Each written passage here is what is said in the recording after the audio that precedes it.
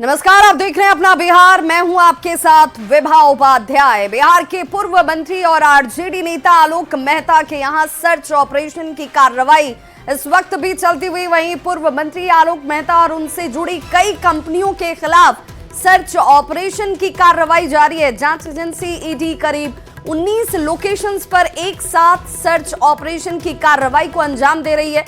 वैशाली शहरी corporation bank से जुड़ा हुआ 85 करोड़ रुपए के बैंक लोन घोटाले का ये पूरा मामला है। बैंक के प्रमोटर सहित बैंक से जुड़े चेयरमैन, सीएमडी, सीईओ सहित कई अन्य अधिकारियों की भूमिका इसमें संदिग्ध पाई गई है। और देखिए, इस वक्त 3 तस्वीरें आपके सामने, जहां सरकारी आवास से लेकर निजी आवास और बैंक, जो कि वैशाली का ये बैंक बताया जा रहा है, यहां पर ईडी की तरफ से ये सर्च ऑपरेशन जो है चलाया जाता हुआ। कोऑपरेटिव बैंक, जहां पर टीम की मौजूदगी जांच एजेंसी ईडी की तरफ से बिहार से लेकर कोलकाता, उत्तर प्रदेश, दिल्ली में सर्च ऑपरेशन की कार्रवाई की जा रही है।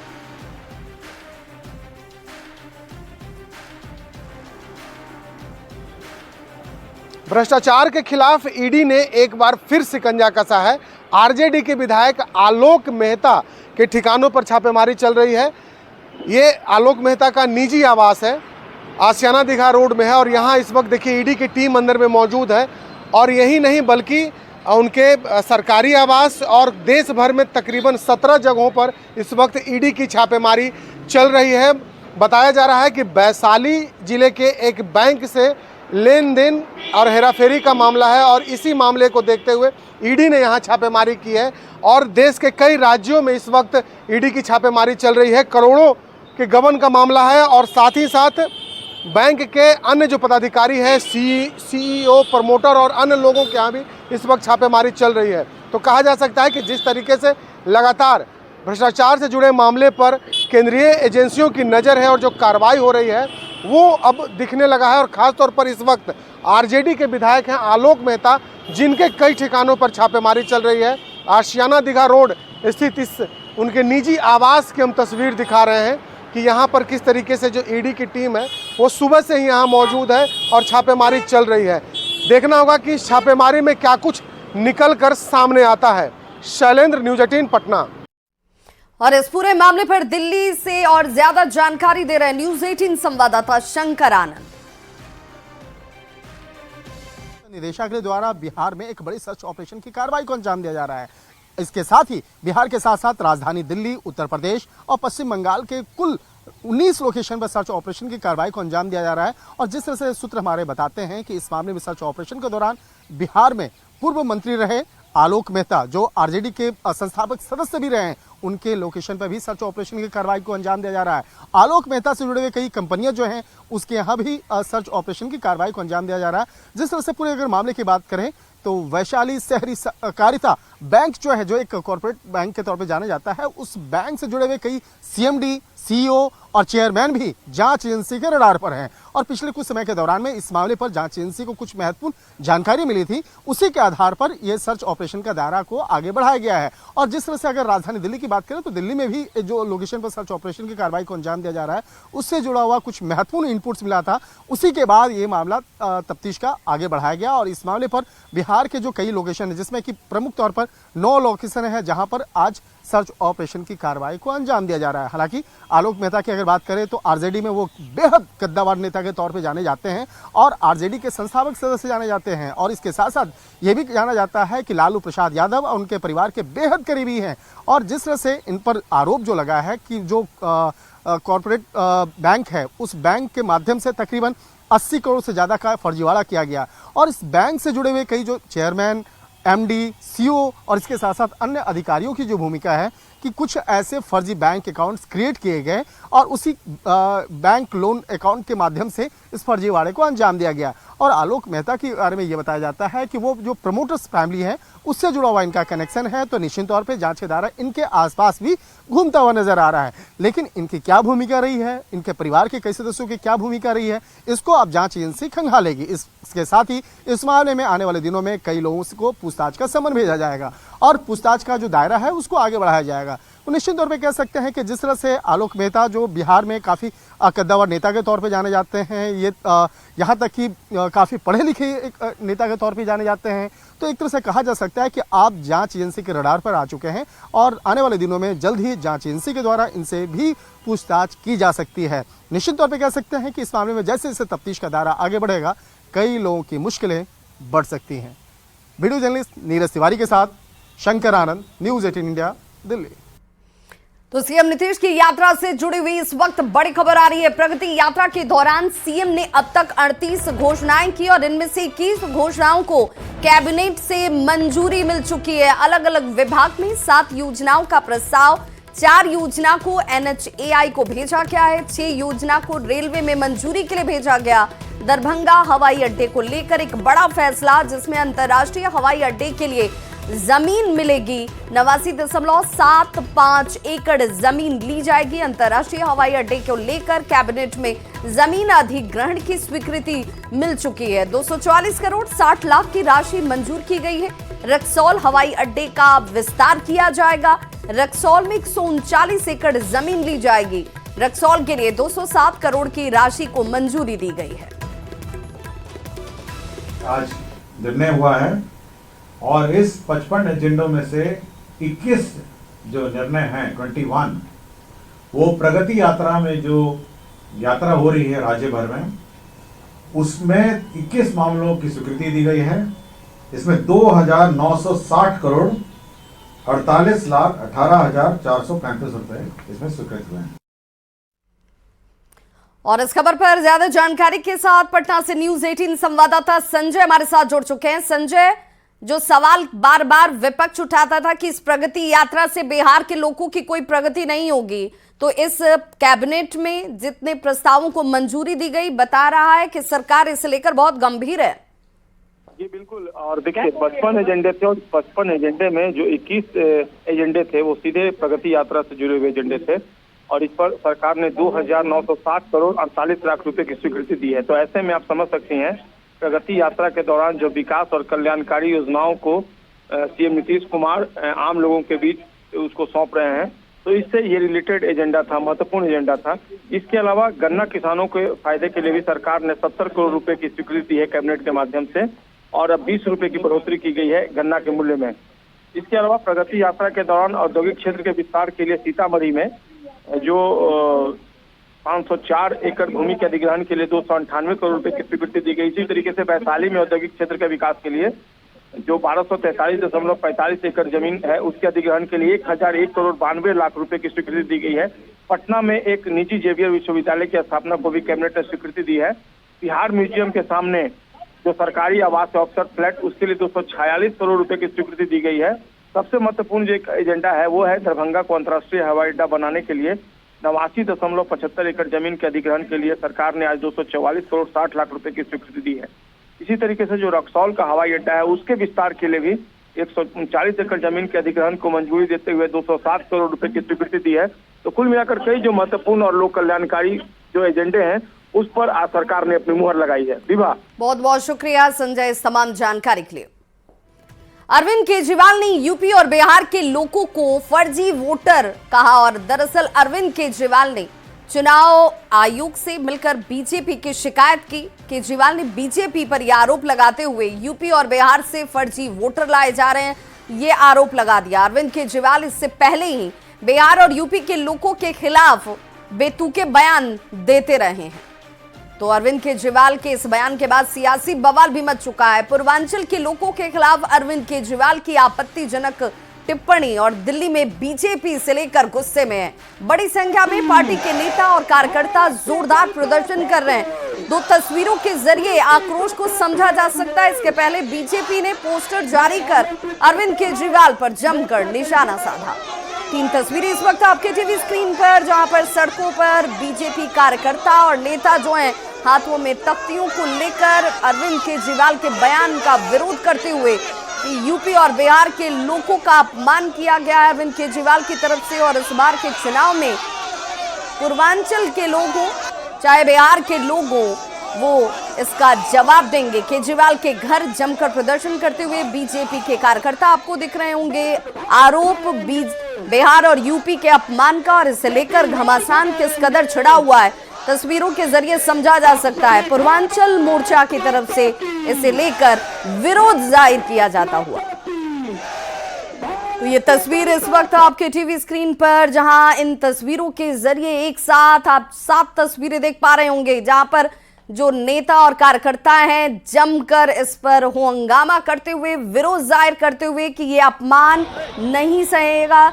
और ऐसे में पूर्वांचल के लोगों को लेकर ये टिप्पणी पहली बार अरविंद केजरीवाल ने नहीं की है, आरोप बीजेपी की तरफ से। तो अरविंद केजरीवाल के इस बयान पर केंद्रीय कपड़ा मंत्री गिरिराज सिंह ने तीखा हमला किया और अरविंद केजरीवाल को ही फर्जी बता दिया। तो इस तरीके से अब अरविंद केजरीवाल को चौतरफा घेरा जा रहा है उनके इसी बयान को लेकर कि ये पहली बार नहीं है कि अरविंद केजरीवाल इस तरीके का बयान दे रहे हो। गिरिराज सिंह ने क्या कुछ कहा है, जरा वो भी सुनिए। यूपी और बिहार के लोगों को कहते हैं 500 रुपया टिकट कटा के आता है, 5 लाख का इलाज करा के भाग जाता है, इन लोगों को दिल्ली घुसने नहीं देंगे। जिस यूपी बिहार के लोगों ने इसे मुख्यमंत्री बनाया, आज उसे गाली दे रहा है, जो खुद धोखेबाज है। जिस थाली में खाते हैं केजरीवाल, उसी में छेद करते हैं, नमक हराम है।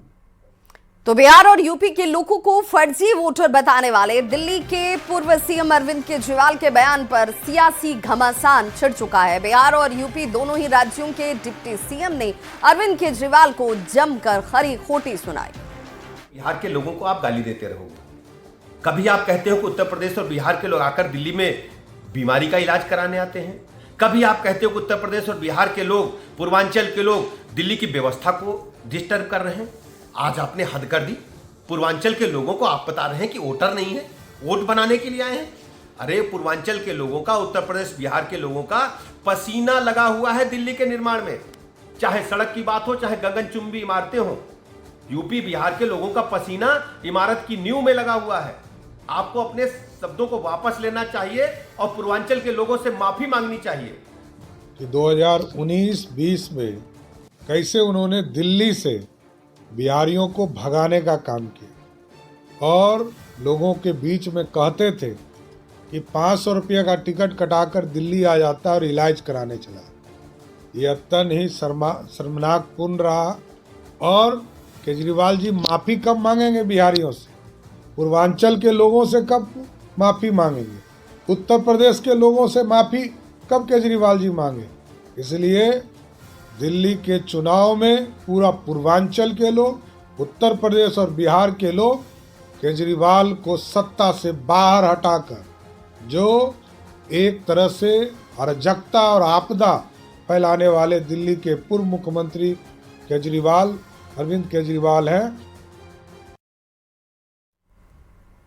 तो अरविंद केजरीवाल के फर्जी वोटर वाले बयान पर केंद्रीय पंचायती राज मंत्री ललन सिंह ने भी पलटवार किया और ललन सिंह ने कहा कि केजरीवाल के चेहरे से अब नकाब जो है उतर चुका है। वे चुनाव में हार के डर से हताशा में इस तरीके का बयान दे रहे हैं। उन्होंने कहा कि दिल्ली केजरीवाल की जागीर नहीं है। उनके चेहरे से नकाब उतर गया है और वो हताशा में इस तरह का बयान दे रहे हैं क्योंकि उनको मालूम है कि इस बार वो चुनाव हार रहे हैं। बिहार और यूपी के लोग,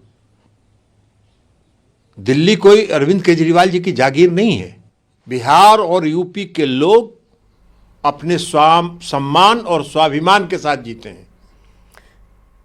तो वहीं उपेंद्र कुशवाहा ने अरविंद केजरीवाल के बयान को बेहद आपत्तिजनक बताया और कहा कि जो पूर्वांचल के लोग दिल्ली को बसाने में लगे रहते हैं, उनके खिलाफ ऐसा बयान बेहद आपत्तिजनक है। अरविंद केजरीवाल को ऐसे बयान तुरंत वापस लेने चाहिए। को तो उस तरफ के लोग समर्थन देते रहे हैं और उसके बारे में इस तरह का अपमानजनक बयान देना कि बिहार के लोगों को लाकर बसाया गया है। बिहार के लोगों को लाकर नहीं बसाया जाता है। बिहार के लोग आते हैं, यहाँ के लोगों को बसाने का काम बिहार के लोग करते हैं। बिहार के लोग न रहें तो दिल्ली उजड़ जाएगी और उसके बारे में इस तरह का बयान बहुत ही आपत्तिजनक बयान उनका है। और इस वक्त बड़ी खबर आ रही है पटना से। पटना हाईकोर्ट में जन सुराज की याचिका को मंजूर कर लिया गया है। बीपीएससी री एग्जाम को लेकर याचिका जन सुराज की तरफ से हाईकोर्ट में दी गई थी। इस याचिका को हाईकोर्ट ने मंजूर कर लिया है। हाईकोर्ट में 9 जनवरी को दायर की गई थी याचिका। 15 जनवरी को अब इस पूरे मामले की सुनवाई हाईकोर्ट की तरफ से की जाएगी। तो इस वक्त ये बड़ी खबर पटना से, जहां जन सुराज की बीपीएससी री एग्जाम को लेकर याचिका को मंजूर किया गया है। 15 जनवरी को इस मामले पर हाईकोर्ट में सुनवाई होगी। तो ये बड़ी खबर इस वक्त सामने आती हुई, तो जन सुराज जो बीपीएससी के रे एग्जाम को लेकर लगातार प्रदर्शन अभ्यर्थियों के साथ करता हुआ दिखा। इसी मामले को लेकर के जन सुराज के जो संयोजक हैं प्रशांत किशोर, उन्हें जेल तक जाना पड़ा और खूब सियासी हो हंगामा भी हुआ। जन सुराज इस बात पर अब भी अड़िग है कि री एग्जाम को लेकर उनकी लड़ाई, उनकी कोशिश अभ्यर्थियों के साथ लगातार जारी रही। बड़ी खबर गया से, जहां पर पुलिस और अपराधियों के बीच जमकर मुठभेड़ हुई है। इस पूरे मामले में 50,000 का इनामी अपराधी घायल बताया जाता है। डेल्हा थाना क्षेत्र में अपराधी प्रहलाद उर्फ पगला मांझी के छिपे होने की खबर के बाद पुलिस ने यहां जाल बिछाया था, लेकिन पुलिस को देख अपराधी ने फायरिंग शुरू कर दी, जिसके बाद जवाबी कार्रवाई में पुलिस ने भी फायरिंग की, जिसमें वो घायल हो गया। घायल अपराधी डायल 112 के जवान की बाइक और पिस्टल को छीनने की घटना में भी शामिल रहा है। का इनाम भी घोषित है। प्रहलाद मांझी उर्फ पगला मांझी, जो कि अपगीला मुफस्सिल थाना अंतर्गत पड़ता है, वहां का रहने वाला था और उसके ऊपर कुल 10 कांड, हत्या के प्रयास, लूट जैसे संगीन मामलों सहित कुल 10 कांड पहले से ही दर्ज थे और उसके द्वारा पुलिस की टीम पर भी पूर्व में हमला किया जा चुका है और पुलिस के जवान से पिस्टल भी छीनने का कार्य कारित किया जा चुका था। और उसको पकड़ने के लिए हमारे सिटी एसपी साहब के निर्देशन में एक टीम बनी थी, जो कि लगातार तकनीकी आसूचना और मानवीय आसूचना के आधार पर काम कर रही थी। गोपालगंज से बड़ी खबर आ रही है, जहां बेखौफ अपराधियों ने मिडिल स्कूल के शिक्षक अरविंद यादव की गोलियों से भूनकर हत्या कर दी है। घटना उचका गांव थाना क्षेत्र के श्यामपुर गांव की है। नदी के रास्ते पहुंचे अपराधियों ने स्कूल जाते समय रास्ते में ही इस घटना को अंजाम दिया। घटना की वजह पुरानी रंजिश बताई जा रही है। मृतक शिक्षक उचका गांव प्रखंड प्रमुख विश्वजीत यादव के पिता थे। उनकी पत्नी भी लगातार 10 साल तक श्यामपुर पंचायत में मुखिया रही। हत्या किसने की, इसका खुलासा हालांकि अभी तक नहीं हो पाया है। हत्या के बाद से परिजनों और समर्थकों में इसे लेकर जबरदस्त आक्रोश है। परिवार ने सुरक्षा की मांग की है। साथ ही प्रखंड प्रमुख ने अपराधी की गिरफ्तारी के लिए 5 घंटे का अल्टीमेटम दिया है और गिरफ्तारी नहीं होने पर आंदोलन की चेतावनी दी। ना अरविंद यादव शिक्षक थे, लेकिन राजनीतिक परिवार है, इनके लड़का प्रखंड प्रमुख हैं। ठीक है, प्रशासन से हम यही चाहेंगे कि 5 घंटा के अंदर यदि अपराधियों का सामने नहीं लाती है, जो भी शूटर मारा है, जो भी दल मारा है, हम लोग आत्मदाह करेंगे। सब प्रमुख लोग हम लोग आ गए हैं, आत्मदाह करेंगे। प्रशासन टीचर पढ़ावे जात रहले हमारा बाबू के लोग मार दिया। मोटरसाइकिल।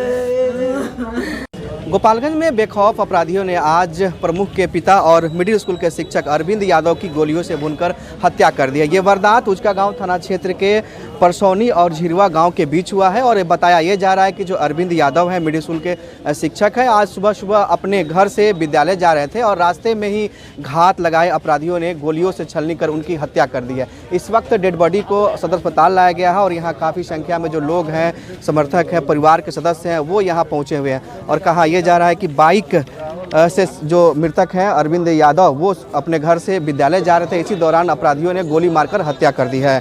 जो मृतक है उनके पुत्र विश्वजीत यादव उचका गांव प्रखंड के प्रमुख हैं और मृतक की पत्नी भी लगातार 10 सालों तक परसौनी पंचायत की मुखिया रह चुकी है। तो ऐसे में इस हत्या के बाद से पुलिस प्रशासन की सुरक्षा व्यवस्था को लेकर, कानून व्यवस्था को लेकर सवाल उठने लगा है। लोग आक्रोशित हैं और हत्यारों की गिरफ्तारी के लिए लगातार मांग की जा रही है। गोविंद कुमार, न्यूज़ 18, गोपालगंज। खबर दरभंगा से, जहां के सरकारी अस्पताल डीएमसीएच में एचएमपीवी को लेकर अलर्ट जारी कर दिया गया है। बिहार सरकार के निर्देश के बाद अस्पताल अधीक्षक ने सभी विभागाध्यक्ष के साथ एक उच्च स्तरीय बैठक की, जिसमें तैयारी और मरीज के इलाज को लेकर बातचीत की गई। साथ ही अस्पताल में ऑक्सीजन को लेकर जानकारी ली गई, जिसमें ये सब पॉइंट पे बात की गई है।